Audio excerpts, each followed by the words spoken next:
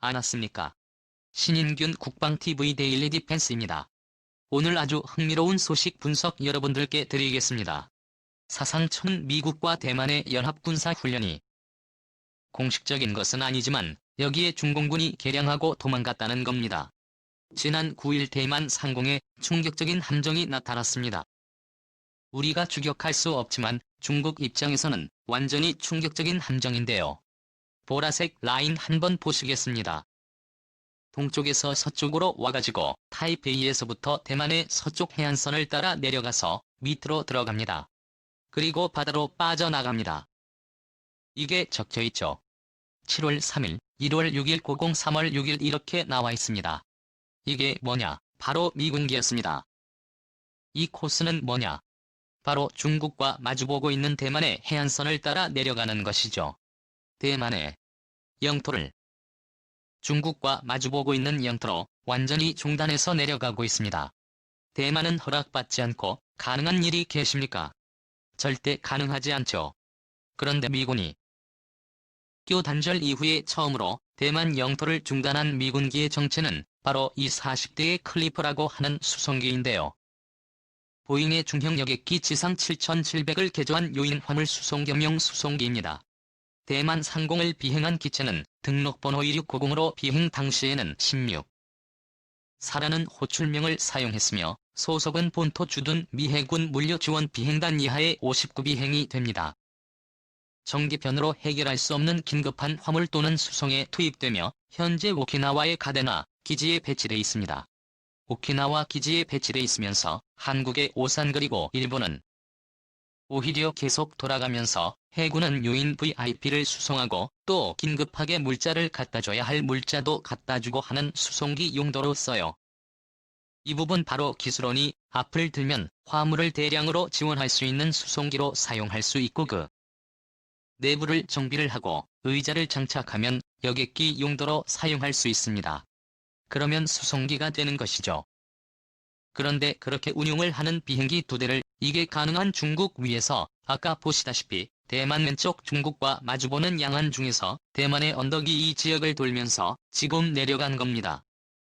그런데 미국의 폭격기 최근에 비온 폭격기에 자주 출몰했지 않습니까? 그런데 이 폭격기에 접근해도 침묵하던 중국이 수송기 하나 떴다고 전투기를 출격시켰습니다.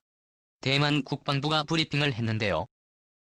여기에 키워드를 보면 제법 중요한 정보를 우리가 유추해낼 수 있습니다. 오늘 오전 중국은 수호이 30 전투기 여러 대가 대만 서남부 공역에 진입했다. 중국 전투기들은 해협 중간선을 넘어와 대만 영공에 접근했으며 대만군은 공용통신망으로 중국 전투기에게 경고방송을 송출했으며 인근을 초계 중이던 전투기를 보내 적극적으로 퇴거 조치했다. 대만 공군은 대만의 해협 주변의 해역과 공역 상황을 충분히 파악하고 장악하고 있으며 이번 상황에 대해 우리 전투기들은 적극적으로 대처해 안전을 확보했다라고 돼 있어요. 수호이 30 전투기 여러 대라고 했어요.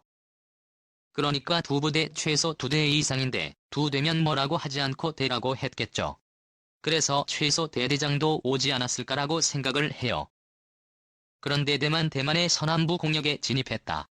이 말은 지금 미국의 수송기가 대만을 완전히 감싸고 다 빠져나갈 때 그때쯤 수송기에 인접해서 진입해 들어왔다는 겁니다. 그리고 해협을 넘어서 들어왔다고 인근에 초계 중이다.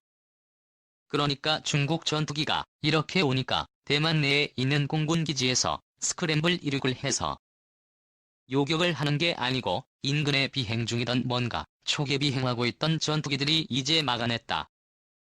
그래서 우리 전투기들이 적극적으로 대처해서 안전을 확보했다. 안전을 확보인데 누구 안전 주어가 없어요. 이조가 누구냐는 바로 1040의 미군 수송기다. 이렇게 보는 것이죠. 왜냐? 그 정황이 나중에 나옵니다. 상황을 재구성해보면 수호의 30 전투기 어디서 왔냐? 바로 대만을 마주보는 중국의 지역이 바로 푸젠성 아닙니까?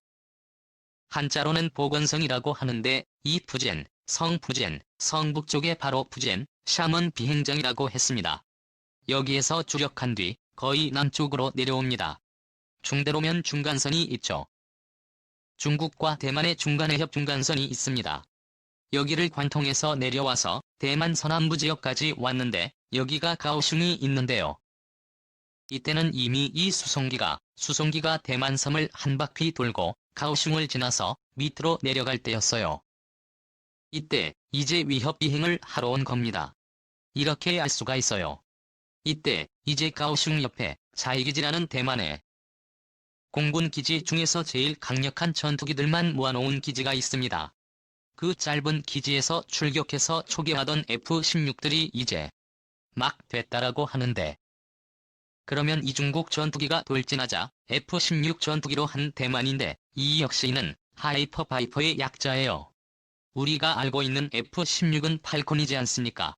파이팅고. 그런데 F-진료비 버전에 가서는 이제는 바이퍼라고 합니다. 뱀이죠. 대만이 지난해부터 인수하기 시작한 최신형 전투기입니다. 대만은 보유한 140여 대 16 전투기 100대를 2013년까지 이사양으로 개량하고 신규 2대를 추가 가입 중에 있습니다. 현재 중서부 자이 공군기지 주둔 제4전술 전투비행단을 시작으로 재력화 진행 중인데요. 중서부 그러니까 대만의 남남쪽 중국 마주보는 해안이죠. 있는 공군기지에서 취역한 F-16 블락 72 버전, 그러니까 원래는 대만은 초창기 버전을 가지고 있었는데 이번에 완전히 전부 다 탈퇴몽골 개량을 해서 이 버전으로 개량을 했습니다. 우리 한국 공군의 캡-16도 이런 사양으로 개량합니다. 엄청난 능력의 전투기 KV-16 될 거예요. 어떤 능력을 가지게 되는지 보시겠습니다. 이거 보면 우리도 알 수가 있으니까. 그래서 대만 육군이 하고 중국이 수하고 붙으면 누가 이기겠느냐. 예를 들어서 작년에 붙으면 소위 압도적으로 이겨버리겠죠. 그런데 지금 대만이 이렇게 버전으로 개량한 건 정말 껍데기만 12개이지 완전 다른 비행기예요. 최대 이륙종량은 16V가 19 그리고 소위 32. 이게 34점 어떤인데. 무게로 따지면 반은 넘습니다. 그런데 실제 비행하는 모습을 F하고 소위 30하고 같이 비행하는 모습을 보면 완전히 무슨 커다란 황새 옆에 날아가는 참새 같아요. 2배 이상의 덩치입니다. 엄청난 덩치 차이예요. 최대 속도는 마하이 똑같습니다. 그런데 레이더가 완전히 차이나 버렸는데 대만 레이더는 8월 3일 인사를이다. 그래서 번호상으로는 384km를 탐지할 수 있다라고 나와 있는데 이거는 10제곱미터 크기의 덩치를 볼 수 있다고 그렇게 알려져 있고, 그러면 제 전투기 표적 정도 되면 210전대 볼 수 있다라고 돼 있는데 F-16 정도의 전투기 크기.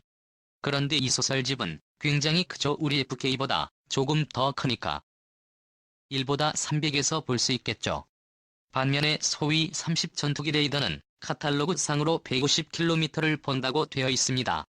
그리고 헬멧 마운티드 쿨링 시스템은 F-16은 있습니다. 그래서 딱 쳐다보면 누구하고 연동이 돼서 초점이 딱 맞은 미사일을 쫙 사이드와인더나 X버전 미사일 쫙 날려 보낼 수 있으며 100도 각도로 뒤로도 이렇게 날려 보낼 수 있습니다. 그런데 소위 상식은 그 헬멧 마운티드 쿨링 시스템은 없습니다. 그래서 만약에 지금 PLIN이 있는데 단거리 미사일이 이스라엘제 다이슨을 가지고 개조 개량한 미사일인데 파이팅 붙으면 이 와이프에게 상대가 안 되죠. 그리고 전자전도 가능합니다. 그런데 여기에는 전자전에 취약해요. 이는 어떻게 가능하냐? 저기 지령 유도 방식 레이더가 날아오면 전자적으로 재미시켜버립니다. 엉뚱한 데로 날아가게 만들어버리죠. 이런 이제는 가집니다. 이해 가진다는 것은 우리 한국 공군의 캡-26도 가지게 된다는 거예요. 각자 무장한 사이드와 인더나 X 단거리 미사일 그리고 암남한 맛 갔을 것으로 보이는데 사정거리 120에서 140km 정도 되는 굉장히 사정거리가 긴 미사일이 되겠군요. 여기는 피해 22도 한 100m 정도 되죠. 그런데 이 헬멧 쿨링 시스템, 전자전 능력 그리고 압도적인 레이더 성능 이런 걸로 인해서 덩치는 반도 안 하지만 EEM 대격에 압도적으로 그냥 쳐바르고 이길 수 있지요. 그런 정도 능력이 있습니까? 중국이 처음으로 아마 대만 전투기에게 20세기 들어서 처음으로 큰일 났다, 지겠다라는 생각을 가지고 말하지 않았을까 생각하면 그 전에 대만 전투기가 있겠죠. 그래서 미국 고위 장교가 전장 시찰을 했을 가능성, 그리고 이제 대만 공군과 연합작전 가능성인데, 이 77수송기는 미 해군의 물자도 수송하지만 주로 수송을 해요. 그래서 고위 장교 장군 제독들이 수송하는 건데, 여기에 한번 보시게 되면 간단하게 출격했어요. 이 비행기의 총비행 코스입니다. 바다를 출격해서 센카쿠 열도를 이렇게 돌고, 그리고는 대만 섬을 한 바퀴 돌면서 순서대로 와가지고 지금 남중국해, 동중국해, 남중국해 스프래틀리 군도의 라셀 군도 옆에 분쟁지역으로 갑니다. 그리고는 베트남으로 들어가서 캄보디아를 지나 태국까지 갔다가 다시 돌아옵니다.